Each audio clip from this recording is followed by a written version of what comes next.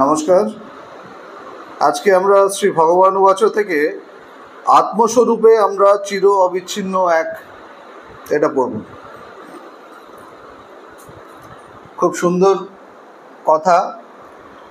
আত্মস্বরূপে আমরা সবাই চির অবিচ্ছিন্ন এক, মানে এই যে আমরা যেসব নিজেদেরকে আলাদা আলাদাভাবে দেখি, এই আলাদা আলাদাভাবে দেখাটা বলছে বেদান্তর দৃষ্টিতে এটা ভুল। বেদান্ততে কি বলছে? যে সবাই আমরা এক, একম এবা দ্বিতীয়ম। তো পড়া শুরু করছি। ভগবান বলছেন, জাহাজে যতক্ষণ নাগর ফেলা ছিল না, মানে যতক্ষণ মূলের সাথে যোগ ছিল না, ততক্ষণই গতি, ততক্ষণই নাড়াচড়া হচ্ছিল। কিন্তু যেই মূলের সাথে সংযোগ হয়ে গেল, তখন স্থির হয়ে গেল, আর গতাগতি নেই। এইভাবেই যতক্ষণ আমরা আত্মার সাথে, ব্রহ্মের সাথে যুক্ত না হচ্ছি, ততক্ষণ আমাদের চঞ্চলতা থাকবে। মানে কি? জাহাজ চলছে চলছে, নাগর ফেলা নেই।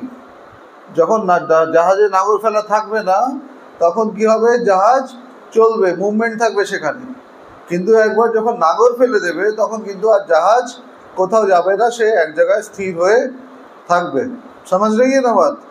जहाज जब चलता है तो उसमें जो नांगर को क्या कहते हैं, जो फेंक के, जिसको लोहे का जो रहता है, जो मिट्टी में धंस जाता है, उसको क्या कहते हैं? कुछ कहते हैं ना उसको। तो वो जब तक नहीं गिराया जाता है, तब तक जहाज चलता रहता है। ठीक है ना? अगर वो गिरा दिया जाता है तो वो जाके मिट्टी को अकड़ लेता है। मिट्टी को अकड़ लेता है तो जहाज इधर से उधर और नहीं जाता है, जहाज আর এদিক ওদিক কোথাও যায় না। ওরকম ভাবেই যতক্ষণ না আত্মার সঙ্গে, যতক্ষণ আমরা আত্মার সঙ্গে ব্রহ্মের সাথে যুক্ত না হচ্ছি, ততক্ষণ আমাদের চঞ্চলতা থাকবে। এই যে আমাদের জীবনে যে চঞ্চলতা, ছোটাছুটি, হুরুস্থুল, সারাক্ষণ আমরা ছুটছি সকাল থেকে রাত পর্যন্ত, চোখ খোলার থেকে চোখ বন্ধ হওয়া পর্যন্ত কি হচ্ছে? আমরা এক জায়গা থেকে আরেক জায়গা ছুটে যাচ্ছি, শারীরিকভাবে ছুটছি। আর যদি শারীরিকভাবে নাও ছুটছি, তাহলে মানসিকভাবে ছুটছি। এক জায়গায় বসে থাকলেও দেখবে মন কিন্তু ছুটে বেড়াচ্ছে। কেন ছুটে বেড়াচ্ছে? ছুটে বেড়াচ্ছে এর মানেই হচ্ছে নাগর ফেলা নেই, মানে ব্রহ্মের সাথে, আত্মার সাথে আমার এখনো কানেকশন এস্টাবলিশ হয়নি। একবার যখন কানেকশন এস্টাবলিশ হয়ে যাবে, তখন আর কোনো মুভমেন্ট থাকবে না, তখন আর কোনো চঞ্চলতা থাকবে না। চির চঞ্চলতার অবসান হয়। ঠিক আছে তো?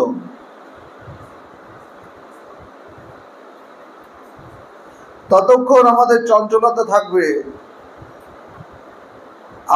আমার গুরুদেবের কথায় চির চঞ্চলতার অবসান। চির চঞ্চলতা মানে কনস্ট্যান্টলি আমাদের মন সব সময় চঞ্চল। যতটুকু সময় ঘুমাচ্ছ, ততটুকু সময় একটু শান্ত হচ্ছে। ঘুমাচ্ছ মানে সুষুপ্তিতে যাচ্ছ। কেন? যখন স্বপ্নও দেখছো, তখনও কিন্তু তোমার মনে শান্তি নেই। ঠিক আছে তো? তোমার মন অশান্ত রয়েছে। স্বপ্নের মধ্যেও তো তোমার মন চঞ্চল হয়ে রয়েছে। তারপর স্বপ্নর পরে গিয়ে যখন সুষুপ্তিতে চলে গেল, সুষুপ্তিতে চলে গেলে তখন সেখানে একটুখানি শান্তি। আবার যেই আমি জাগলাম, জাগার পরে, জাগার থেকে ঘুমানো পর্যন্ত আবার কিন্তু একটার পর একটা চিন্তা এসেই চলেছে, আর আমাকে ভাসিয়ে নিয়েই চলেছে। আমার গুরুদেবের কথায় চির চঞ্চলতার অবসান। তাই আত্মায় নাগর করো, তাহলেই তুমি স্থির, এবং স্থিরত্ব মানে বিশ্রাম, সব দিকে বিশ্রাম। আত্মায় নাগর করো, কানেকশনটা নিজের আত্মার সাথে এস্টাবলিশ করো। আত্মার সাথে যখন নিজেকে এস্টাবলিশ করবে, যখন কানেকশন করবে, তখন আর কোনো চঞ্চলতা থাকবে না, তখন শান্তি। সব দিকে বিশ্রাম, বিশ্রামের প্রয়োজন। সুতরাং আত্মজ্ঞান লাভ করলে কি হবে? আত্মজ্ঞান হলে এই চঞ্চলতার থেকে বিশ্রাম হবে। আত্মজ্ঞান লাভ হলে পরে আমাদের ভেতরে যে চঞ্চলতা রয়েছে, সেই চঞ্চলতার হাত থেকে আমরা বিশ্রাম পাব। ঠিক আছে তো? এটাই হচ্ছে মুক্তি। এই যে বলে মনুষ্য জীবনের উদ্দেশ্য ঈশ্বর লাভ, বা মনুষ্য জীবনের উদ্দেশ্য মুক্তি লাভ। মুক্তি লাভ মানে কিসের থেকে মুক্তি? আমরা তো মুক্তই, আমাদেরকে তো কেউ বেঁধে নেই। কেউ রশি দিয়ে বেঁধে রেখেছে নাকি? দড়ি দিয়ে বেঁধে রেখেছে? বাঁধেনি, মুক্তই। কিন্তু না, মুক্ত না, আমরা বদ্ধ। কি দিয়ে বদ্ধ? আমরা আমাদের দুশ্চিন্তা দ্বারা বদ্ধ। এটাকেই আমরা বলছি মায়াবদ্ধ। কিন্তু আমাদের মনের মধ্যে কনস্ট্যান্টলি কি চলছে? আমাদের মনের মধ্যে কনস্ট্যান্টলি দুশ্চিন্তা চলছে, চিন্তা চলছে, দুশ্চিন্তা চলছে। চিন্তা তো কমই হয়, খুব কম লোক চিন্তা করতে পারে। মানে চিন্তা হচ্ছে যেটা কনস্ট্রাকটিভ, খুব কম লোকই চিন্তা করতে পারে। বেশিরভাগ লোকই কি করে? দুশ্চিন্তাগ্রস্ত থাকে। ঠিক আছে তো? মুখ দেখলেই বোঝা যায় মুখ কালো মানে দুশ্চিন্তাগ্রস্ত। হ্যাঁ, মুখ আবার উজ্জ্বল হয়ে আছে। স্বাভাবিকভাবে ধ্যান ধারণা করবে, দেখবে মুখ উজ্জ্বল হয়ে যায়। মানে কি হয়? তখন দুশ্চিন্তা আর বেশি ডিস্টার্ব করতে পারে না। তখনই মুখের থেকে সেই জ্যোতি, মুখের সেই আভা দেখলে বলে না যে কি সুন্দর। হ্যাঁ, ভগবান কলকাতা গুয়াহাটিতে থাকতেন, তখন কলকাতার থেকে ফিরছে। তা আমরা তিনজন একসাথে রয়েছি, ভগবানের বাড়ি পাহারা দিচ্ছি। আমি, স্বরূপানন্দ, সদানন্দ। তো সদানন্দ খুব ধ্যান ধারণা করতো। তা ভগবান গাড়ি থেকে নেমেই সদানন্দের মুখের দিকে তাকিয়ে বলছে, বাহ কি সুন্দর ব্রহ্মজ্যোতিতে উদ্ভাসিত চেহারা। হ্যাঁ, মানে কি? এই যে ধ্যান ধারণা করছে, ফলে কি হয়েছে? মুখের মধ্যে জ্যোতির্ময় চেহারা। এটা হয় মনে শান্তি থাকলে পরে। ঈশ্বর চিন্তা করলে কি হয়? মুখে উজ্জ্বলতা আসে। আর উল্টো পাল্টা চিন্তা হলে মুখে কালি পড়ে যায়, চেহারায় কালি পড়ে যায়। তাই মুক্তি হচ্ছে যখন আমি এই চঞ্চলতার হাত থেকে অবসান পাচ্ছি, আত্মাতে যখন আমি বিশ্রাম নিতে পারছি। আত্মজ্ঞান হলে এই চঞ্চলতার থেকে বিশ্রাম হবে। মানুষ সবাই বিশ্রাম চাইছে, সাময়িকভাবে হোক শান্তি চাইছে। এই হচ্ছে অস্থায়ী একটা বিশ্রাম, যে বিশ্রাম আমরা করলাম। কিন্তু যখন চিন্তার হাত থেকে আমি পরিত্রাণ পাব, সেই হচ্ছে চির শান্তি। আমরা এমনি বিশ্রাম করি, ঘুমাই বা বসে থাকি বা টিভি দেখি বা এগুলো করে বিশ্রাম করি। কিন্তু এই বিশ্রামে কি আমাদের পার্মানেন্ট বিশ্রাম হয়? হয় না। কিছুক্ষণ পরেই দেখবে আবার মন যেকে সেই, আবার কিন্তু মন ভারাক্রান্ত। মন ভালো লাগছে না, টিভি দেখলাম বা সিনেমা দেখলাম বা বন্ধুদের সাথে আড্ডা মারতে গেলাম। হ্যাঁ, কিন্তু তারপরে কি হচ্ছে? আবার যখন ফিরে আসছি, মন যেই কে সেই হয়ে থাকছে। মনের মধ্যে কিন্তু শান্তি আর আসছে না। তো জগতের যে একটা বিশ্রাম, সেটা আমাকে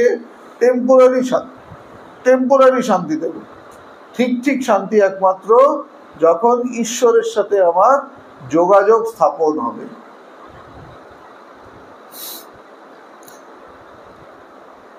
এটা আমাদের খেয়াল রাখতে হবে। এই জন্য যে চিন্তা আমায় সবসময় চিন্তিত করছে, চিন্তা আমাদের সবসময় চিন্তায় রাখছে। চিন্তা ভালো না খারাপ সেটা বড় ব্যাপার নয়।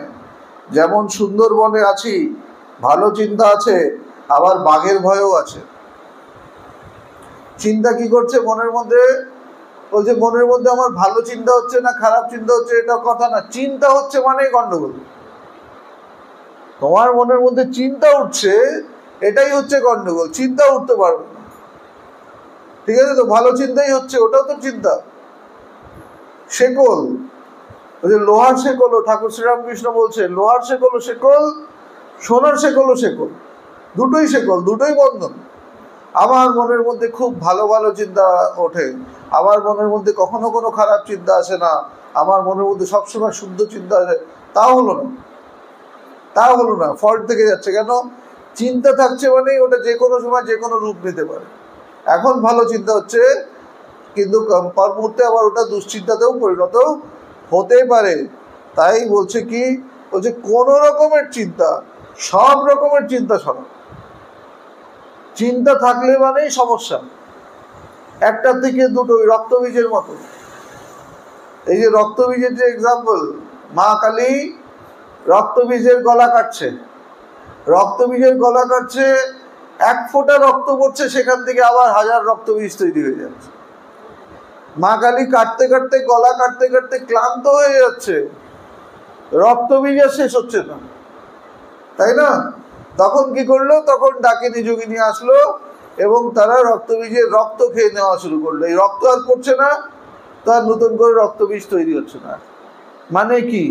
এই যে রক্তবীজ হচ্ছে আমার মনের চিন্তা, একটার পর একটা, একটার পর একটা আসতেই থাকবে, আসতেই থাকবে। গলা কাটতে থাকো, চিন্তা সরাতে থাকো, পারবে না। চিন্তা একটার পর একটা চিন্তা সরাতে থাকো, পারবে না। কনস্ট্যান্টলি একটার পর একটা চিন্তা কিন্তু আসতেই থাকবে। ওই রক্তবীজ এটাই হচ্ছে। এই আমাদের প্রত্যেকটা মূর্তি, প্রত্যেকটা ঠাকুর দেবতা সবকিছু কিন্তু আমাদের প্রতীকাত্মক। আমি বারবার বলি প্রতীকাত্মক। এই যে মা কালী রক্তবীজের, রক্তবীজ হচ্ছে কি? অজ্ঞানতা, আমাদের অহংকার। অহংকারের প্রতিমূর্তি হচ্ছে রক্তবীজ। গলা কেটে দিচ্ছে, কিন্তু অহংকারের গলা কাটলেই পরে কিন্তু একবার গলা কাটলে হয় না। একবার তোমার সমাধি হয়ে গেল, তুমি ভাবলে আমার সব হয়ে গেল, বললো হলো না, হলো না।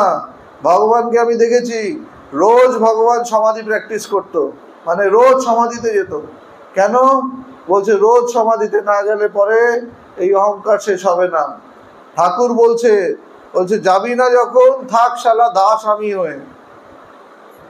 হ্যাঁ, মানে নিজের অহংকারকে বলছে মায়ের পায়ে দাস করে দিলাম তোকে, মায়ের দাস হয়ে থাক। নাহলে আমরা নিজেরা আমরা আমরা আমি আমি হাম্মা হাম্মা করতে থাকি না। হাম্মা হাম্মা করছি মানেই অহংকার। এই অহংকার আমাকে কিন্তু কষ্ট দেবে। তা ঠাকুর বলছে যাবি না যখন, থাক শালা দাস আমি হয়ে। মানে কার দাস?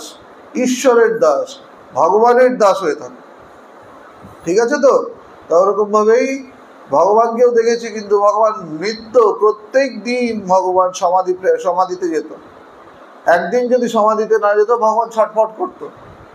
মানুষের সারা জীবন তপস্যা করে একবার সমাধি হয়, আর সেখানে ভগবান রোজ সমাধিতে যেত। তাই খেলাটা কিন্তু কঠিন আছে, খেলাটা একেবারেই সহজ খেলা নয়। এটাকে কনস্ট্যান্টলি, এর জন্য বলছে রোজ নিত্য প্রতি অভ্যাস, নিত্য প্রতি অভ্যাস। বিচারের তরবারি মাথায় রেখে ঘুমাতে যাবে। ভগবানের গুরুদেব ভগবানকে লিখেছে, বলছে বিচার রূপী তরবারি মাথায় রেখে তারপর ঘুমাতে যাবে। মানে সবসময় যোদ্ধা, যেমন যারা আর্মিতে থাকে, যারা যোদ্ধা থাকে, তারা সবসময় বন্দুক সাথে নিয়ে ঘুমায়, জানো তো এটা? তারা ঘুমানোর সময়ও বন্দুক সাথে নিয়ে ঘুমায়। হ্যাঁ, তাদের ট্রেনিং পিরিয়ডে একটা থাকে যে তাদের বন্দুক কেউ যদি নিয়ে যেতে পারে, তাহলে এটা একটা মানে ওদের মধ্যে খেলা থাকে, বন্দুক নিয়ে যেতে হবে। বলছে বন্দুক কেউ নিতে দেয় না, ঘুমের মধ্যেও বন্দুকটা নিয়ে ঘুমায়। তো ওরকমভাবে এই বিচারের তরবারি, বিচার কিসের বিচার? যে আমাকে তাকাতে হবে আমার ভেতরে যে অহংকার আছে, আমার অহংকারটা মাথা যাতে বেশি চাড়া না দিতে পারে, এই দিকে আমাকে তাকিয়ে থাকতে হবে। এই হচ্ছে বিচার। হ্যাঁ, এই বিচারের তরবারি মাথায় নিয়ে ঘুমাতে যাও, ভগবানের গুরুদেব তাকে লিখছে। চিন্তা আমাদের সবসময় চিন্তা রেখেছে। চিন্তা ভালো না খারাপ সেটা বড় ব্যাপার নয়। যেমন সুন্দরবনে আছি, ভালো আছি, আবার বাঘেরও ভয় আছে, তাই না? সুন্দরবন গেছি, ঘুরতে গেছি, কিন্তু বাঘের ভয় আছে। কখন কোন দিক দিয়ে এসে বাঘ থাবা মারবে জানি না, কিন্তু তাই ভেতরে কিন্তু সবসময় একটা ভয় ভয় থাকে। নিশ্চিন্ত হতে পারা যায় না জগতের মধ্যে, দেখবে নিশ্চিন্ত হতে পারা যায় না। সবার অবস্থা হরিণের মতো। হ্যাঁ, হরিণ কি হয়? হরিণ বনভূমির মধ্যে, তৃণভূমির মধ্যে সে ঘাস খায়। খুব সুন্দর হরিণ, লম্বা লম্বা শিং, দেখতে খুব সুন্দর। সেই হরিণ ঘাস খায়, ঘাস খায় থেকে থেকে কিন্তু মাথাটা উঠিয়ে ও এদিক ওইদিক দেখে। কি দেখে? কি দেখে? কোনো বাঘ আসছে কিনা, অন্য কোনো হিংস্র পশু আসছে কিনা। কেন? সবসময় প্রাণের ভয় থাকে। ও জল খাচ্ছে, তো ওখানে কুমির আছে কিনা, জলও খেতে পারে না বেচারা শান্তিতে। হ্যাঁ, কুমির আছে কিনা, জলে যাচ্ছে তো কুমির, ডাঙায় থাকছে তো বাঘ, অন্যান্য পশু পাখি, ও সবসময় ভয়ে ভয়ে থাকছে। কিন্তু ভীষণ দৌড়াতে পারে। হ্যাঁ, তার ঘ্রাণ শক্তি ভীষণ, তার দৃষ্টি শক্তি ভীষণ। কিন্তু সব সময় ভয় আছে, এবং ওই ভয়ে ভয় কিন্তু একদিন তার প্রাণ চলে যায়। কেন? কোনো একদিন এসে কোনো একটা বাঘ তার ঘাড় মটকে দেয়, বা কোনো একটা কুমির তাকে ধরে জলের মধ্যে টেনে নিয়ে যায়। এরকমভাবে এই চিন্তারূপী কুমির, দুশ্চিন্তারূপী কুমির, দুশ্চিন্তারূপী বাঘ আমাদেরকে কিন্তু সবসময় ধাওয়া করে বেড়াচ্ছে। আমরা এর মধ্যেই আছি। কেমন আছো? খুব ভালো আছি। সত্যি সত্যি ভালো আছি কি? সত্যি সত্যি ভালো নেই। কেন? ভেতরে সবসময় কোনো না কোনো একটা ভয় কাজ করছে, কোনো না কোনো একটা চিন্তা কাজ করছে। একমাত্র ভালো থাকে জ্ঞানীরা, যারা ব্রহ্মজ্ঞানী থাকে তারা ভালো থাকে। কেন থাকে? কেন? তারা জানে জগৎ বলে কোনো কিছুর অস্তিত্ব নেই, তারা জগতের কোনো অস্তিত্ব নেই, এটা তারা জানে।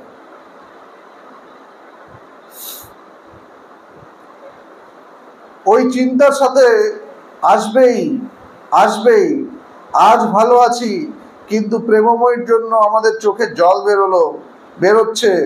সুতরাং যে কোনো চিন্তাই বন্ধনের কারণ, এবং চিন্তার থেকে পরিত্রাণ পেতে গেলে আমাকে স্থিত হতে হবে, আমাকে ব্রহ্মে স্থিত হতে হবে। চিন্তা থেকে কি করে পরিত্রাণ পাওয়া যায়? ওই যে ব্রহ্মে স্থিত হবে। যখন আমি জানবো আমি সেই নিত্য শুদ্ধ বুদ্ধ মুক্ত আত্মা, তখনই গিয়ে আমার চিন্তার চির সমাপ্তি ঘটবে। চিন্তা থেকেই চঞ্চলতা, চঞ্চলতার থেকেই কষ্ট। তা এই চিন্তার পরিসমাপ্তি ঘটবে কখন? যখন আমি আমার স্বরূপের সাথে পরিচিত হব, প্রত্যক্ষ করব নিজেকে। নিজেকে যেদিনকে জানতে পারবো, তখনই গিয়ে আমার সমস্ত চিন্তার একসাথে পরিসমাপ্তি হবে। বিদ্যতে হৃদয় গ্রন্থি ছিন্দান্তে সর্ব সংশয়। যেমন 1000 বছর ধরে একটা রুম অন্ধকারের মধ্যে রয়েছে, একটা রুমে বাতি নেই, আলো নেই, 1000 বছর ধরে রয়েছে। তা সেখানে যখন একটা কেউ আলো তো জ্বালালো, একটা টর্চ জ্বালালো বা একটা ফ্ল্যাশ লাইট জ্বালালো, অন্ধকারটা কি যেতে 1000 বছর লাগে? 1000 বছরের অন্ধকার যেতে কিন্তু 1 সেকেন্ড লাগে। যেই মুহূর্তে ফ্ল্যাশ লাইট জ্বললো, সাথে সাথে অন্ধকার চলে গেল। 1000 বছরের অন্ধকার যেতে কিন্তু 1000 বছর লাগলো না। ওরকম ভাবেই আমাদের ভেতরে যে অজ্ঞানতা রয়েছে, 1000 বছরের অজ্ঞানতা, এটাও যেতে কিন্তু জ্ঞানের আলো যখন জ্বলে তখন কিন্তু 1000 বছর লাগে না, সাথে সাথেই কিন্তু ভেতরের সমস্ত অন্ধকার শেষ হয়ে যায়। আলো জ্বলে উঠে, জ্ঞানের আলো জ্বলে উঠে। কিসের জ্ঞান? একম এব অদ্বিতীয়ম, এক এবং অদ্বিতীয়, জগতের কোনো আলাদা সত্তা নেই, এক আমি আছি, আমির বাইরে দ্বিতীয় কোনো বস্তু নেই।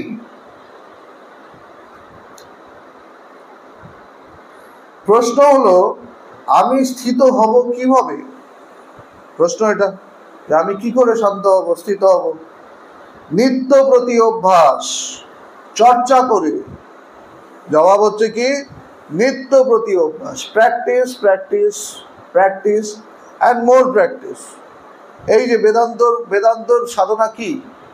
বেদান্ত সাধনা কি? বেদান্ত সাধনা হচ্ছে প্রথমটা কি? শ্রবণ, শোনো, অ্যাটেনশন প্লিজ, মন দিয়ে শোনো, শ্রবণ। দ্বিতীয়টা হচ্ছে মানন। মানন মানে হচ্ছে যা শুনলাম সেটাকে ভেতরে ভেতরে চর্বণ করা, ভেতরে ভেতরে সেটাকে চিন্তার মধ্যে আনা, চিন্তা করা, শ্রবণ, মানন। তৃতীয়টা কি? নিদিধ্যাসন। ভেরি গুড, নিদিধ্যাসন। শ্রবণ, মানন, নিদিধ্যাসন, এই তিনটে হচ্ছে বেদান্তের সাধনা। নিদিধ্যাসন মানে কি?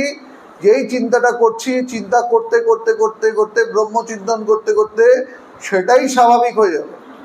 এখন যেমন জগৎ চিন্তনটা স্বাভাবিক, নিদিধ্যাসন হচ্ছে ব্রহ্মচিন্তনটাই স্বাভাবিক। তখন আর অন্য জগতের কোনো চিন্তা উঠবে না, তখন মনের মধ্যে কনস্ট্যান্টলি ব্রহ্মচিন্তনই হতে থাকবে। হতে হতে হতে হতে হতে কি হবে? তার নেক্সট স্টেপ কি? শ্রবণ, মানন, নিদিধ্যাসন, তারপরে স্টেপ সমাধি। এই হতে হতে ব্রহ্মচিন্তন হতে হতে হতে হতে লাস্ট ওই চিন্তাটুকু খসে পড়বে। বহু চিন্তার থেকে মন এক চিন্তাতে আসলো, এক চিন্তা থেকে মন নিশ্চিন্ত হয়ে গেল, শেষ চিন্তাটাও সরে গেল। ব্রহ্মচিন্তন করতে করতে যখন ব্রহ্মতে পৌঁছালাম তখন আর আলাদা কোনো চিন্তা থাকলো না, তখনই আমি নিশ্চিন্ত। এটাই হচ্ছে সহজ। দেখো খুব সহজ। ভালো করে শোনা, শ্রবণ, শ্রবণ করলে পরে নিদিধ্যাসন নিজে থেকেই হবে, চিন্তা হবে ভালো করলে। হ্যাঁ, ভালো করে শুনবে তো ওটা মনের মধ্যে চিন্তা হবে, ওই চিন্তা করতে থাকবে, কনস্ট্যান্টলি করতে থাকবে, তো করতে করতে করতে করতে ওটাই নিদিধ্যাসনে পরিণত হবে। এবং নিদিধ্যাসনে যখন ওটা পরিণত হবে একটা সময় দেখবে একটা শুভক্ষণে তখন সমস্ত চিন্তা থেমে যাবে, সমাধি, সব চিন্তা শেষ হয়ে গেল, আমি সমাধিতে পৌঁছে গেলাম। এটাই কিন্তু হচ্ছে সলিউশন। স্থিত হব কিভাবে? নিত্য প্রতি অভ্যাস, এটাকে কনস্ট্যান্টলি অভ্যাস করতে হবে, রোজ অভ্যাস করতে হবে। স্থান কাল পাত্র কোনো ব্যাপার নয়।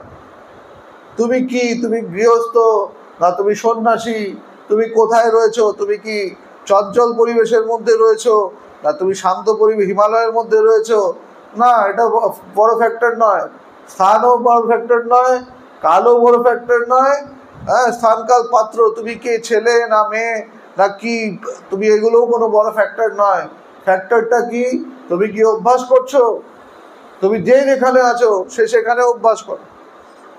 যে চাকরি করছো, চাকরি করতে করতে ঈশ্বর চিন্তা করো।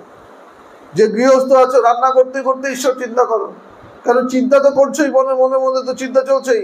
যে ব্যবসা করছো, ব্যবসা করতে করতে ঈশ্বর চিন্তা করো। যে যেখানে আসো সে সেখানে থেকে কিন্তু ঈশ্বর চিন্তা, মনের মধ্যে চিন্তা হতেই থাকবে। এদিক ওই দিকের চিন্তা না করে ঈশ্বর চিন্তা করো। কেন? এটাই একমাত্র সলিউশন দিতে পারে তোমাকে তোমার জীবনে। বাকি কোনো কিছু তোমাকে সলিউশন দেবে না। বাকি তোমাকে আরো চঞ্চল থেকে চঞ্চল, চঞ্চল থেকে চঞ্চল, আরো বেশি চঞ্চল করবে। যত বয়স হতে থাকবে তুমি দেখবে তুমি আরো অস্থির হয়ে যাচ্ছ। তুমি এক জায়গায় চুপ করে বসতে পারছো না, স্থির হয়ে বসতে পারছো না। হ্যাঁ, খিটখিটে হয়ে যাবে। এগুলো তো সাইড এফেক্ট। এগুলো মানে তুমি খিটখিটে হয়ে যাচ্ছে মানে কি? সে চঞ্চল হয়ে গেছে, সে পারছে না, নিজেকে নিয়ে আর সামাল দিতে পারছে না, সে নিজেকে আর সামাল দিতে পারছে না, তাই সে খিটখিটে হয়ে যাচ্ছে। নিত্য প্রতি অভ্যাস, চর্চা করো। স্থান কাল পাত্র কোনো ব্যাপার নয়। এখানে আমি লঞ্চে আছি, রবীন্দ্রনাথ ঠাকুর নৌকোয় বসে কবিতা লিখেছিলেন, তিনি কবি ছিলেন, আমি লঞ্চে বসে সমাধিস্থ হচ্ছি। ভগবান লঞ্চে করে ঘুরছে, ঠিক আছে তো? বলছে আমি কি লঞ্চে, রবীন্দ্রনাথ ঠাকুর লঞ্চে বসে নৌকায় বসে কবিতা লিখেছেন আর আমি লঞ্চে বসে সমাধিস্থ হচ্ছি। কোনটা বড়? সমাধিস্থ হওয়া। সব থেকে জীবনে সব থেকে বড় অ্যাচিভমেন্ট যদি কিছু থাকে সেটা হচ্ছে তুমি কি সমাধিস্থ হয়েছো? হ্যাঁ, আমি সমাধিস্থ হয়েছি। This is the final achievement of life. তিনি কবি ছিলেন, আমি লঞ্চে বসে সমাধিস্থ হচ্ছি, আমি এখানে বসে ব্রহ্মজ্ঞানের কথা বলছি। এখন গভীর রাত্রি, এর সাথে কোনো সম্পর্ক নেই। আমরা কোথায়, আমরা কেমন আছি, এটার সাথে কোনো সম্পর্ক নেই এই জ্ঞানের।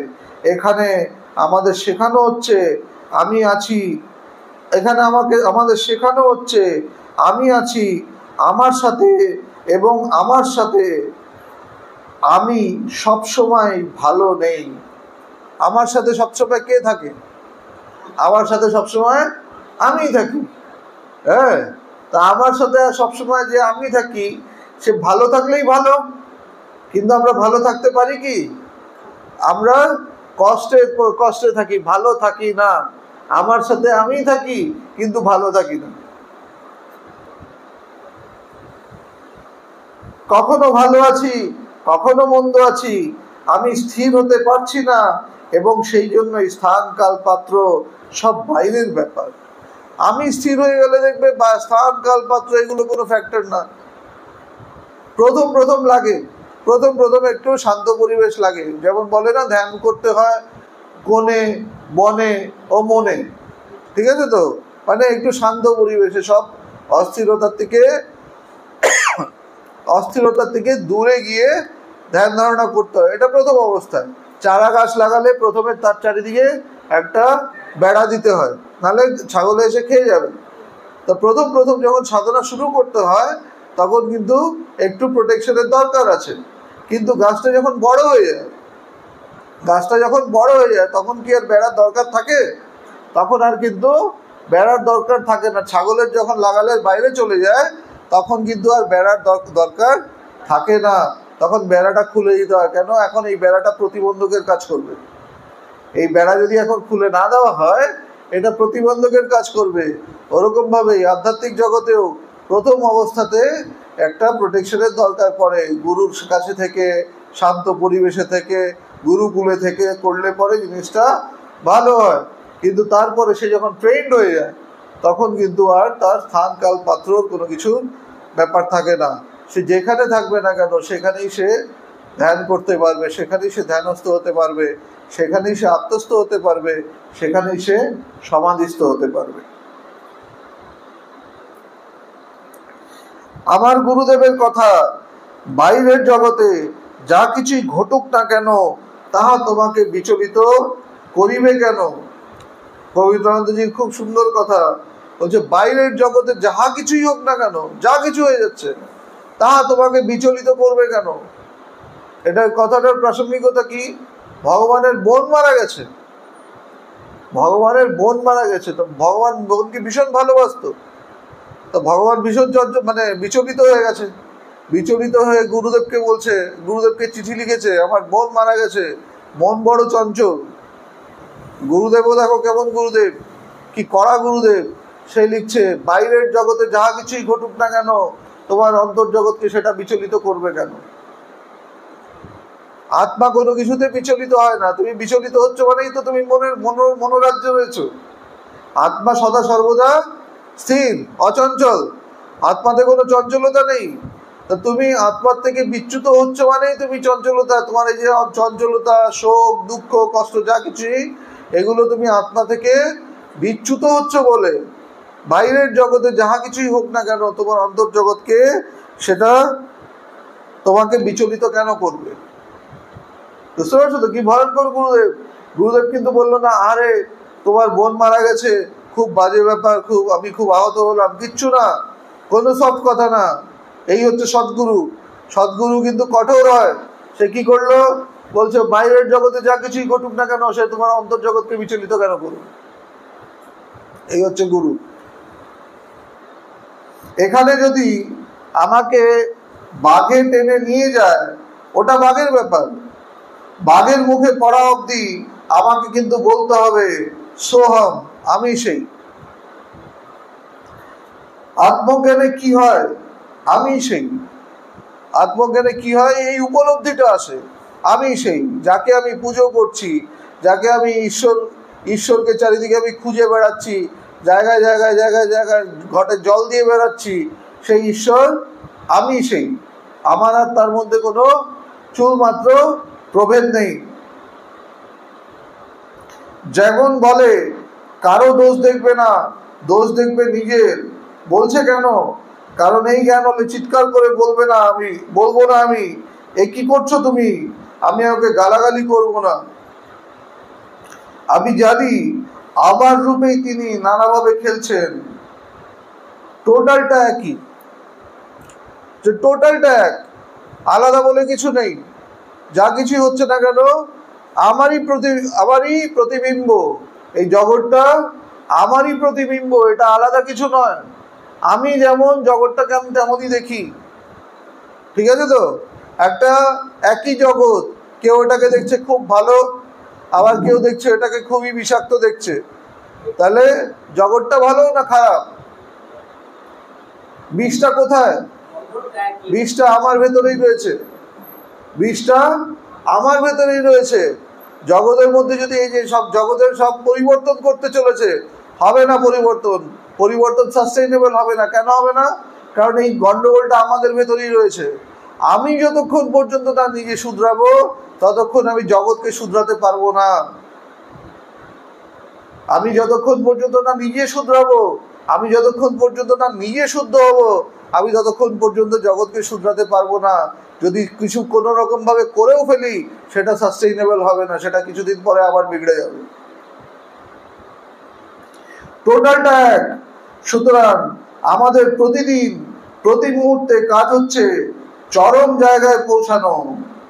চরম জায়গা মানে কি? মনের মৃত্যু, মনের মৃত্যুতে পৌঁছানো। যতক্ষণ মন জীবিত আছে ততক্ষণ মন জ্বালাবে। সেই জন্যই বলছে চির চঞ্চলতার অবসান। মন থাকলে পরেই সে আমাকে জ্বালাবে। ঠিক আছে তো? মন তোমাকে শান্তিতে থাকতে দেবেই না। দেখ, সারাদিন ধরে নিজের মনের দিকে তাকাও, সে কখনোই তোমাকে শান্তিতে থাকতে দেবে না। সুখে থাকতে ভূতে কিলায়, বলে না? সুখে থাকতে সব কিছু আছে তোমার কাছে, তাও দেখবে তোমার মন বলবে সব কিছু আছে, কিন্তু কিছু একটা যেন নেই, কিছু একটা যেন নেই। কখনোই খাপে খাপ হয় না। ভালো খাচ্ছি, আগে ছিল খাওয়ার অভাব, এখন মানুষের খাওয়ার অভাব নেই। পড়ার অভাব ছিল, এখন মানুষের পড়ার অভাব নেই। এখন মানুষের অভাব বলতে কিন্তু আর নেই। আগেকার দিনে যে অভাব ছিল, এখন সেই তুলনায় অভাব আছে জীবনে? নেই। এখন কিন্তু তুমি অনেক সুখী, কিন্তু মনে হয় কি সুখে আছো? এখনো মনে হয় কি কিছুই যেন পেলাম না, কিছুই যেন পেলাম না, কিছুই যেন পেলাম না। এটাকেই বলে সুখে থাকতে ভূতে কেলানো। হিন্দিতে এটাকে বলে আ বেল বুঝে মা। হ্যাঁ, মানে আমি বেল যাচ্ছে, বলদ রাস্তা দিয়ে যাচ্ছে, আমি সামনে গিয়ে বলছি আয় আমাকে গুতো। হ্যাঁ, চিন্তাগুলোকে তো আমরা ওরকম ভাবে পুষে রাখি। দেখবে তুমি যদি চিন্তার সাথে কানেক্টেড না হও, চিন্তার ক্ষমতা নেই তোমাকে কিছু করার। তুমি চিন্তাটাকে দাম দাও, তুমি চিন্তাটাকে প্রশ্রয় দাও, তাই চিন্তাটা কিন্তু প্রশ্রয় পায়। তুমি যদি চিন্তাটাকে দাম না দাও, তুমি যদি চিন্তাটার সাথে কানেক্টেড না হও, চিন্তাটার ক্ষমতা নেই তোমাকে কিছু করার। তাই না? দেখবে যে যার কোনো কাজ থাকে না সে চিন্তা করে, আর যে খুব ব্যস্ত থাকে তার চিন্তা করার সময় থাকে না। এর জন্য মানুষ যারা এটা কি থাকে, যারা মানুষ কি করে, নিজেকে যখনই চিন্তার ব্যাপার আসে তখনই নিজেকে ব্যস্ত করে ফেলে। আমি এই করছি ওই করছি, কেন? ভয়ের চোটে। কেন? খালি হলে পরেই তো চিন্তা এসে আবার ধরবে। খালি হলে পরেই তো চিন্তা এসে আবার ধরবে। বলছে না, খালি হতে হবে। ওটাও ঠিক না। এই যে এত ব্যস্ত হয়ে পড়ছি, এর অকারণে ব্যস্ত হয়ে পড়ছি। 90%ই দেখবে অকারণে ব্যস্ত হয়ে পড়ছি। 10% তোমার কোনো কারণে তুমি ব্যস্ত হচ্ছ, 90% অকারণে। অকারণে কি? ভয়ের চোটে। কেন? বসলে পরেই তো সাথে সাথে আবার এসে দুশ্চিন্তা এসে ধরবে। এর জন্য বলছে আত্মার সাথে কানেক্টেড হও, আত্মার সাথে কানেক্টেড হও, নিজের সাথে কানেক্টেড হও। নিজের সাথে কানেক্টেড হলে তখন আর এই যে চিন্তা রূপী যে ভূত তোমাকে তাড়া করে বেড়াচ্ছে, সে আর তোমাকে ছুতে পারবে না। টোটালটাই এক। সুতরাং আমাদের প্রতিদিন প্রতি মুহূর্ত কাজ হচ্ছে চরম জায়গায় পৌঁছানো। মনের মৃত্যু। যতক্ষণ মন জীবিত আছে ততক্ষণ মন জ্বালাবে। সেই জন্য বলছে চির চঞ্চলতার অবসান। চঞ্চলতাটা চিরন্তন। চঞ্চলতাটা নাহলে কি হবে? সেটা কিন্তু কনস্ট্যান্টলি থাকছে, সব সময় থাকছে। চির চঞ্চলতার অবসান।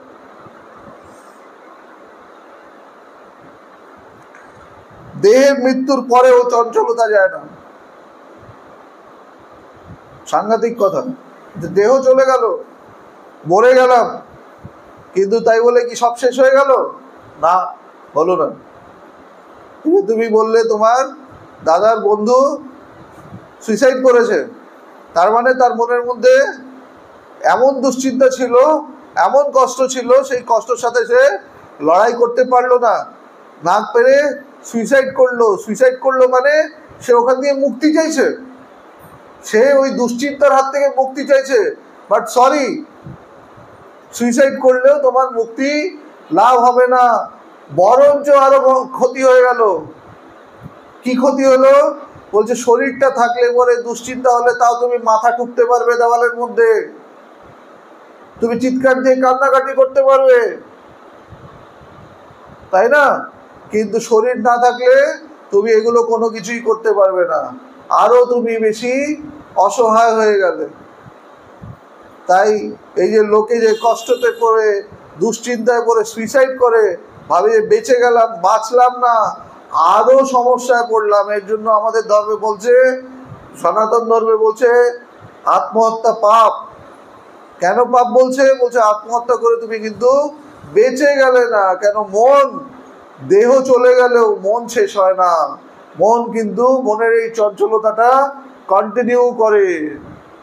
মনের ভেতরে যে ভোগ বাসনা যেগুলো চলতে থাকে, মনের ভেতরে যে চঞ্চলতা চলতে থাকে, এটা কন্টিনিউ করবে যতক্ষণ পর্যন্ত না সমাধি হবে, যতক্ষণ পর্যন্ত না তুমি আত্মার সাথে কানেক্টেড হবে। এই মনের চঞ্চলতা কিন্তু কনস্ট্যান্ট তোমার সঙ্গী, ওটা কখনো যাবে না। মৃত্যুর পরেও চঞ্চলতা যায় না। দেহের নাশ হয়, মনের নাশ হয় না। দেহ চলে গেল কিন্তু মন যায় না, মন থেকে যায়। এর জন্য বলে না মৃত্যুর সময় যে ঈশ্বরের নাম নিয়ে মরো। লোকে ছেলে মেয়ে এই সেই নাতি নাতি এদের নাম নিয়ে মরে, তখন কি বলা হয়?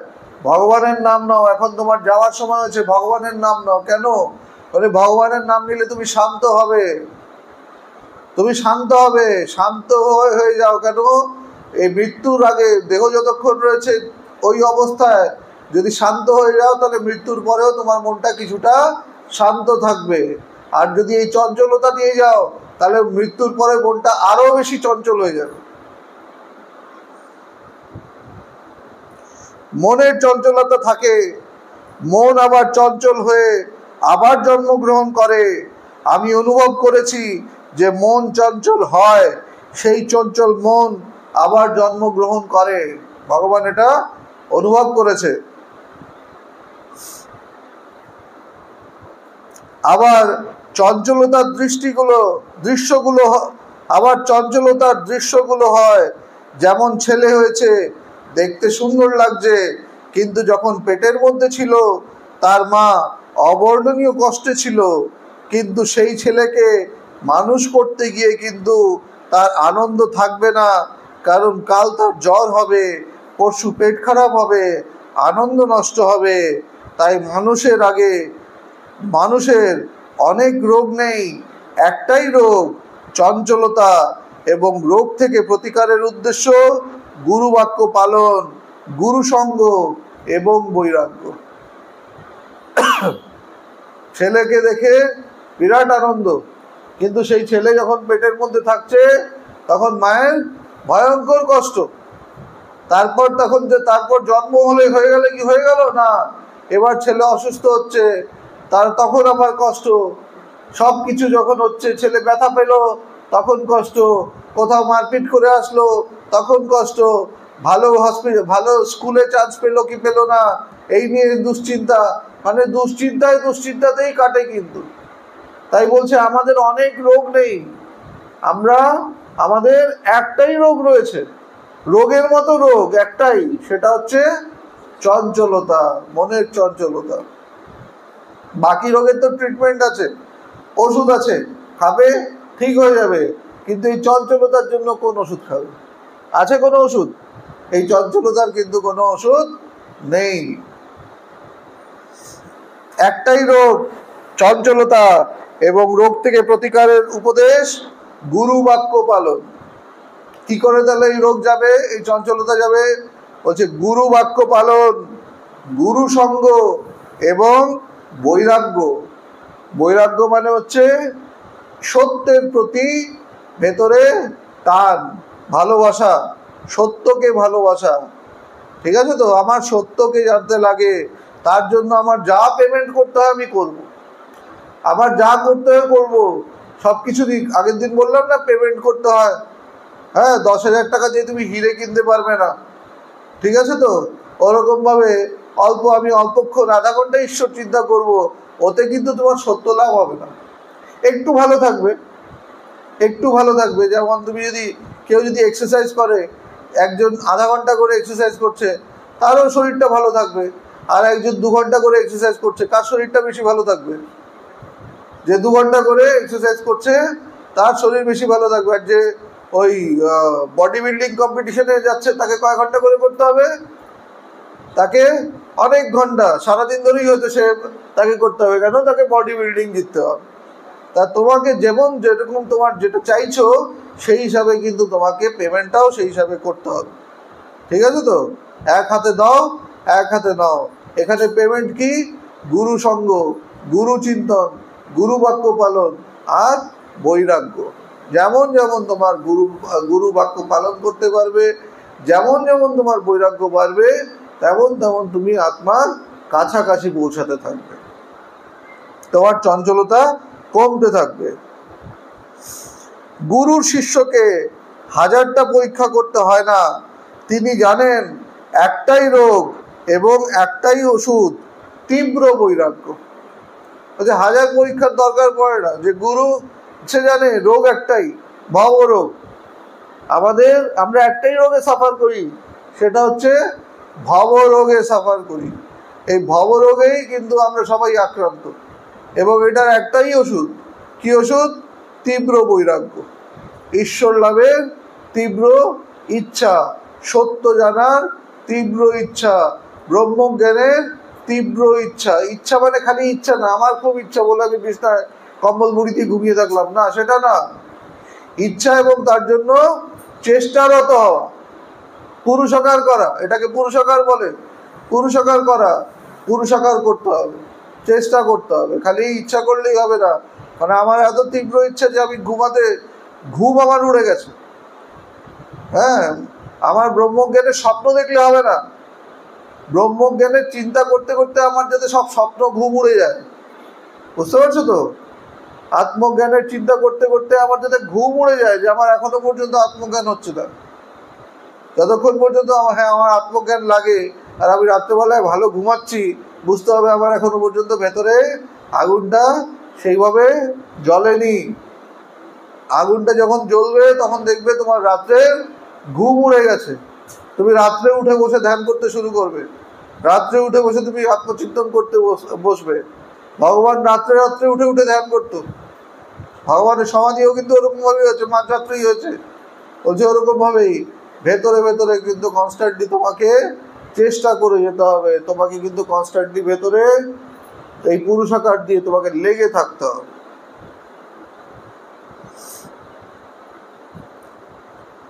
তিনি জানেন একটাই রোগ এবং একটাই ওষুধ, তীব্র বৈরাগ্য। তীব্র বৈরাগ্য কেন? আমি যদি বৈরাগ্যবান না হই, আমি জগতের মধ্যে আকর্ষিত হই, তাহলে চঞ্চল হব। বৈরাগ্য না থাকলে কি হবে? জগৎ সত্য মনে হবে। জগৎ সত্য মনে হলে কি হবে? জগৎ আমাকে আকর্ষণ করবে, জগতের ভালো মন্দ যা কিছু হচ্ছে না কেন আকর্ষণ করবে।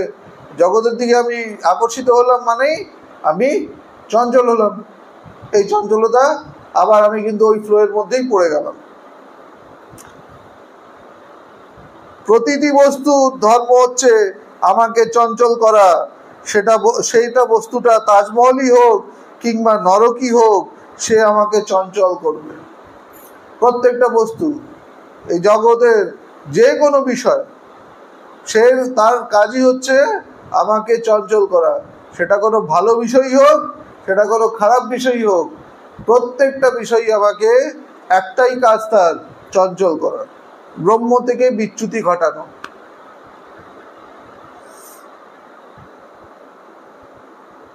একজন সুন্দরী মেয়েকে দেখে যদি আসক্ত হই, সে আমাকে চঞ্চল করবে, কারণ তার ভালোবাসা পাওয়ার জন্য আমি নিত্য নতুন চেষ্টা করব।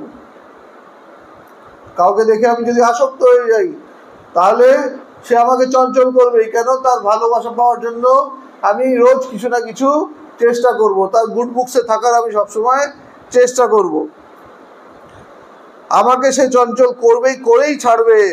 আবার একজন যদি আমাকে ঘৃণা করে, সেও আমাকে চঞ্চল করে ছাড়বে। কেন? তার ঘৃণার জন্য আমার মনের মধ্যে রাগ হবে, দ্বেষ হবে, ক্রোধ হবে। আমি কাউকে পছন্দ করি না, কেউ আমাকে ঘৃণা করে, আমার তাকে দেখে আমারও বিরক্ত হয়, তাকে দেখে আমিও রেগে যাচ্ছি, আমারও মনে হচ্ছে পারলে তাকে কিছু একটা করে দিই। হ্যাঁ, তার মানে কি? আমি চঞ্চল হয়ে গেলাম। তার মানে আসক্তিও আমাকে চঞ্চল করলো, আবার আমাকে কারোর প্রতি দ্বেষও চঞ্চল করলো। জগতে সব কিছুই আমাকে কিন্তু চঞ্চলই করে বেড়াচ্ছে।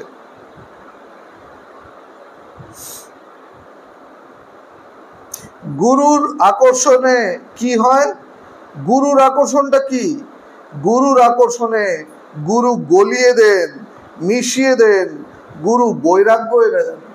বলছে আকর্ষিতই যদি হতে হয় তাহলে গুরুর প্রতি আকর্ষিত হও। গুরুর প্রতি আকর্ষিত হলে তাহলে কি হয়? গুরু গলিয়ে দেয়। কি গলিয়ে দেয়? এই মনটাকে গলিয়ে দেয়। এই যে বিষয়ের প্রতি যে আমার বাসনা থাকে, এই বিষয় বাসনাকে সে গলিয়ে দেয়। সে ভালো কথাতেই হোক বা সে তিরস্কার করেই হোক, ভর্ৎসনা করেই হোক, সে কি করে? আমার মনটাকে সে গলিয়ে দেয় এবং সে আমার মনের মধ্যে বৈরাগ্য এনে দেয়। এর জন্য বলছে গুরুর কাছে, গুরুর সামনে পাওয়া মানে বোরা কাপড় পাওয়া। গুরু সাথে থাকা মানে হচ্ছে বোনা কাপড় পাওয়া। কেন? গুরু অনেক কিছু করে দেয়, এই ঝেড়ে টেরে তক্তা করে দেয়, যে বকে টোকে ভালো কথা বলে গালাগালি দিয়ে সে কিন্তু আমার মনটাকে পরিষ্কার করে দেয়। আমার যে জগতের প্রতি টান, সেই টানটাকে সে গলিয়ে দেয়। গুরু বৈরাগ্য এনে দেয়। গুরুর আকর্ষণে মোহ কেটে যায়, বুঝতে পারবে না অজান্তে। গুরুর আকর্ষণে এই মোহ কাটে। জগতের কারো আকর্ষণে, সে মা হোক, বাবা হোক, ভাই হোক, বন্ধু হোক, প্রেমী হোক, প্রেমিকা হোক, জগতের আকর্ষণে তোমার মনের মধ্যে মোহ বাড়বে, তোমার চঞ্চলতা বাড়বে। গুরুর আকর্ষণে উল্টোটা হয়, গুরুর আকর্ষণে মোহ কমবে। বুঝতেও পারবে না অজান্তে। গুরুকে যদি কেউ ভালোবাসতে আসে, সে যদি মোহগ্রস্ত হয়েও ভালোবাসে, কিছুদিন পরে দেখবে সে ভালোবাসা আছে, মোহটা কেটে গেছে। কেউ যদি গুরুর প্রতি মোহগ্রস্ত হয়েও ভালোবাসে, তাহলে কিছুদিন পরে সে দেখবে কি, যে তার মোহটা কেটে গেছে, শুধু ভালোবাসাটা রয়ে গেছে। মোহটা তিনি কাটিয়ে দেবেন। সেই জন্যই গুরু সঙ্গ। আজ এই গুরু সঙ্গ হচ্ছে, কোথায় আছি জানি না, কোন পরিবেশে আছি জানি না, আলো জ্বলছে, জ্বালানোর প্রয়োজনও নেই, একটা অদ্ভুত পরিবেশে, কিন্তু আমরা ঈশ্বর চিন্তা করছি। আর এটাই মূল কথা, এটাই মূল সুর। আজকের দিনে সবচেয়ে বড় কথা হচ্ছে চিরচঞ্চলতার অবসান। দেখো, ভগবান বলছে কোথায় আছি জানি না, মানে কি উচ্চ অবস্থা। কোথায় আছি জানি না, কোন পরিবেশে আছি জানি না, আলো জ্বলছে, জ্বালানোর প্রয়োজনও নেই, একটা অদ্ভুত পরিবেশে, কিন্তু আমরা ঈশ্বর চিন্তা করছি। ভেতরে কি হচ্ছে? ভেতরে কনস্ট্যান্ট ঈশ্বর চিন্তা হচ্ছে।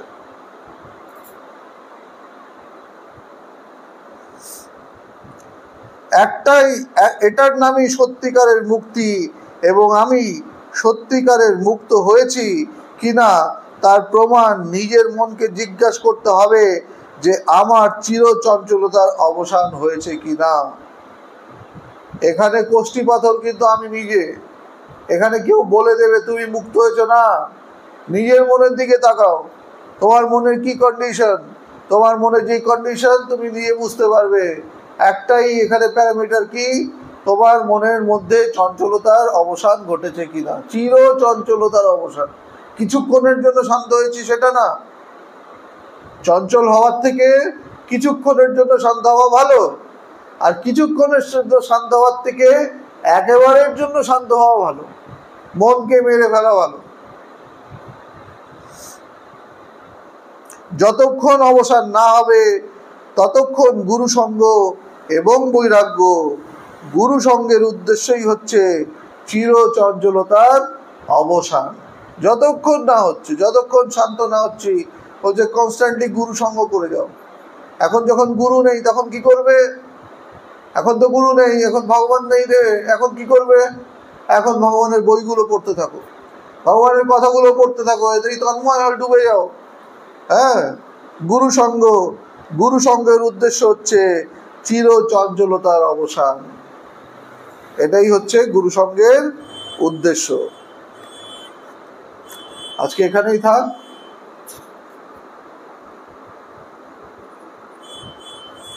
হরি ওম তৎসৎ।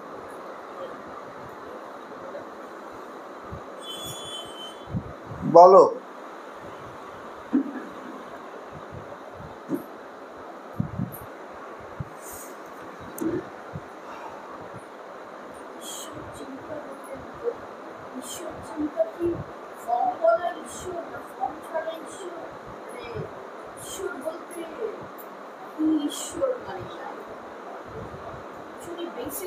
স্বরূপ চিন্তন। তুমি তাকে যদি ফর্মে ঈশ্বর চিন্তা করতে চাও, তুমি ফর্মে ঈশ্বর চিন্তা করো। তুমি যদি সাকার ভাবে তাকে চিন্তা করতে তোমার সুবিধা হয়, তুমি সাকার ভাবে তাকে চিন্তা করো। তুমি যদি তাকে নিরাকার ভাবে চিন্তা করতে চাও, তুমি তাকে নিরাকার ভাবে চিন্তা করো। তোমার যদি কোনো ইষ্ট থাকে, তুমি ইষ্ট চিন্তন করো।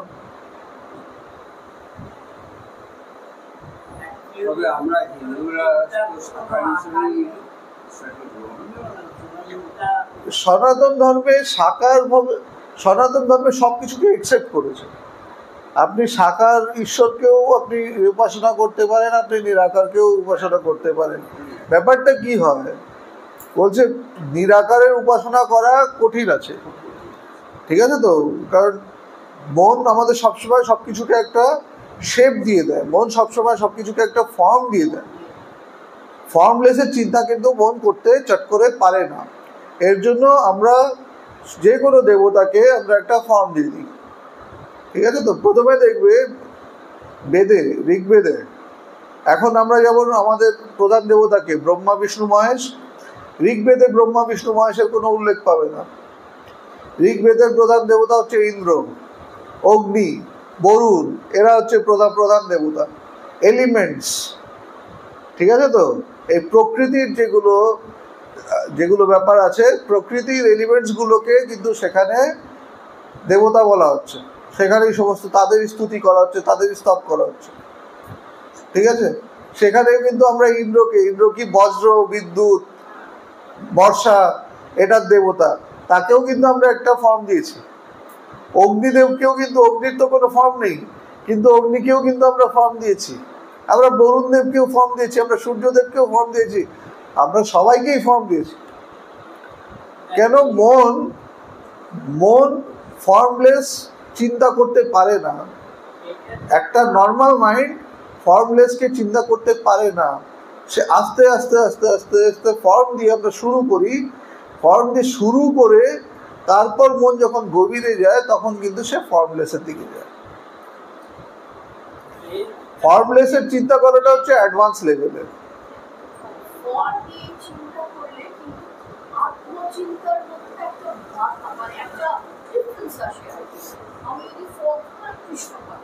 একটু জোরে বলো। আমি চিন্তা করছি কৃষ্ণর রূপে চিন্তা করলে না, ওই রূপে আবার নিজের আত্মা চিন্তাটা তখন একটা মানে ডুয়ালিটি এসে যাবে। তুমি যখন চিন্তা করতে থাকবে, আত্মচিন্তন করতে, দেখো আত্মচিন্তন ভগবান যেটা আমাদেরকে শিখিয়েছে, ভগবান বলছে যে সাক্ষীর ধ্যান করো। ভগবান আমাদেরকে সাক্ষীর ধ্যান শিখিয়েছে। সাক্ষীর ধ্যানটা কি? সাক্ষী মানে হচ্ছে উইটনেস, ঠিক আছে তো? আত্মা হচ্ছে সাক্ষী চৈতন্য। আত্মা কোনো কিছুর সাথে জড়ায় না, সে সব কিছুকে দেখছে। He is the observer, he is the witness two everything. এই চঞ্চলতা কোথায়? আত্মাতে কোনো চঞ্চলতা আছে? চঞ্চলতাটা কোথায়? মনের মধ্যে চঞ্চলতা। আত্মা কিন্তু সে স্থির, অচঞ্চল, ঠিক আছে তো?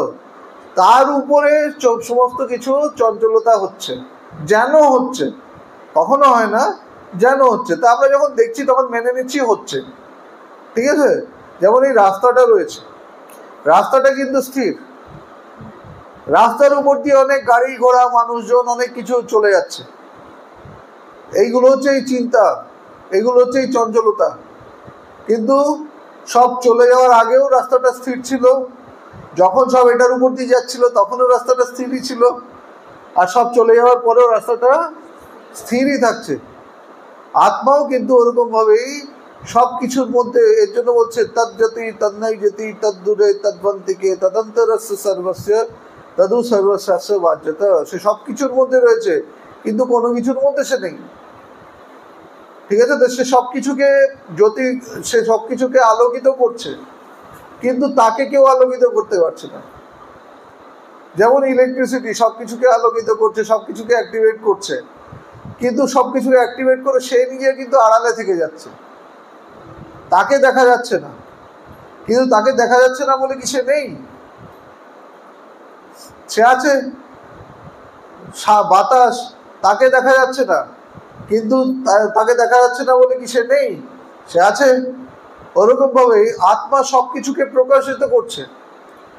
এই যে আমার সমস্ত ইন্দ্রিয়, সে মনকে প্রকাশিত করছে, সে আমার ইন্দ্রিয়কে প্রকাশিত করছে, সে সবকিছুকে এম্পাওয়ার করছে, কিন্তু সবার আবার আড়ালেও সে থেকে যাচ্ছে।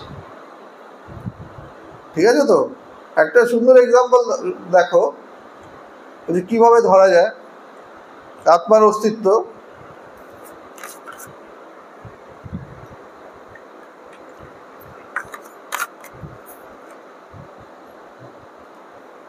তোমার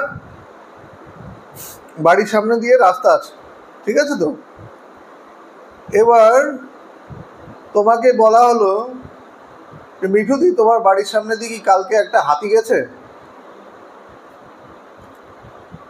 তুমি বলবে কি যে যদি তুমি রাত্রে জেগে থাকো, তুমি বলবে হ্যাঁ গেছে, বা না যায়নি।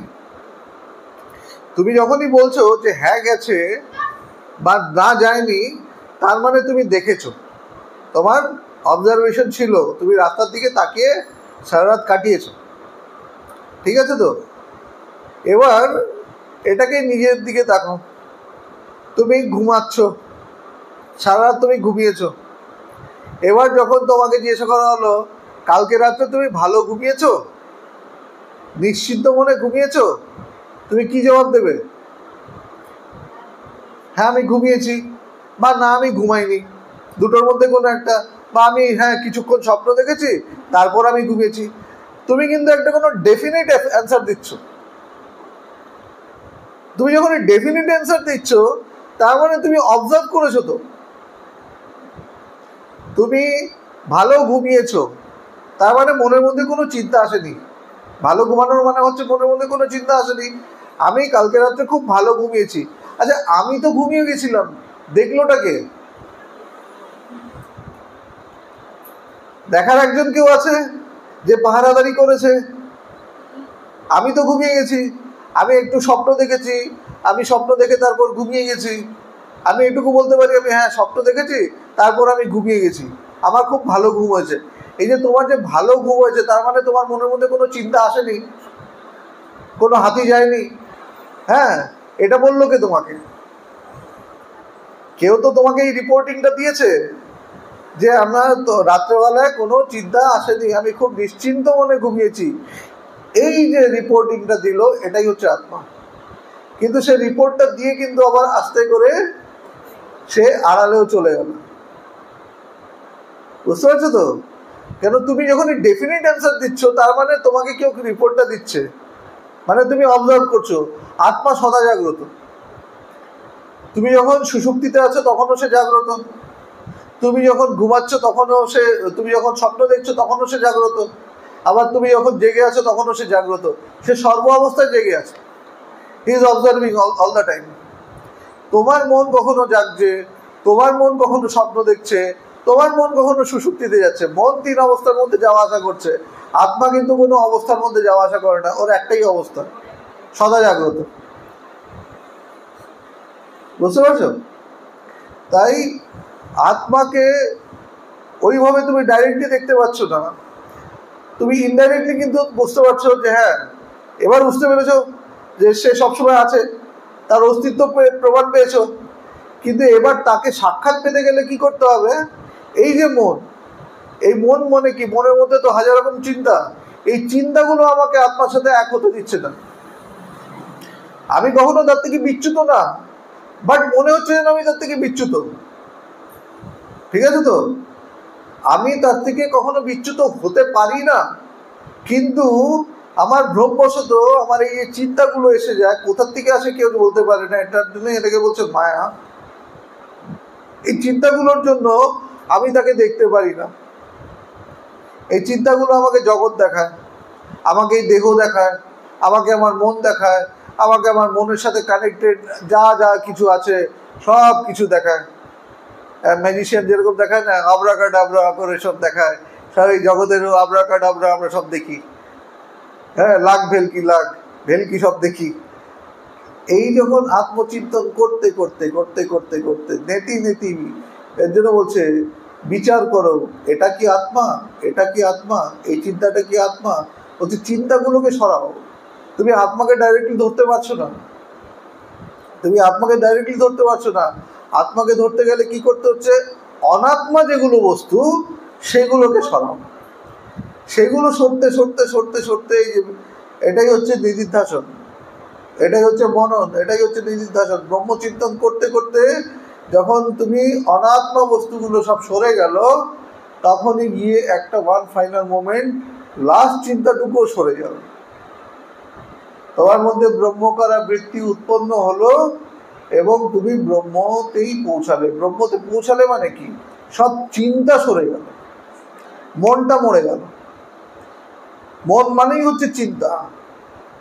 মন মরে গেল, সব চিন্তা শেষ হয়ে গেল, বাকি কি থাকলো, আত্মাই থাকলো।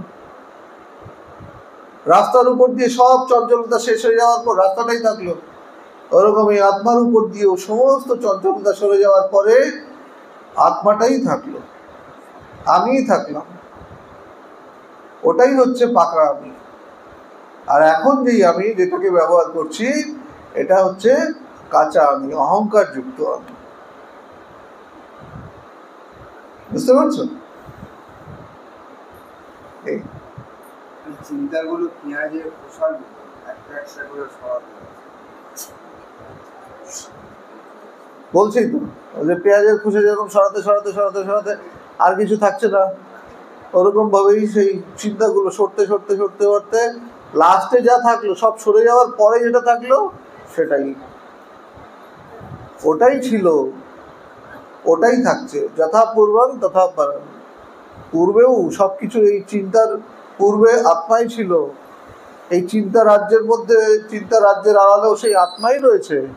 আবার যখন সব চিন্তা শেষ হয়ে যাবে, তখন চিন্তার যখন এর জন্য বলছে চির চঞ্চলতার অবসান। এই চঞ্চলতা যখন শেষ হয়ে যাবে, তখন আত্মাই থাকবে। বাইরে এখন যেগুলো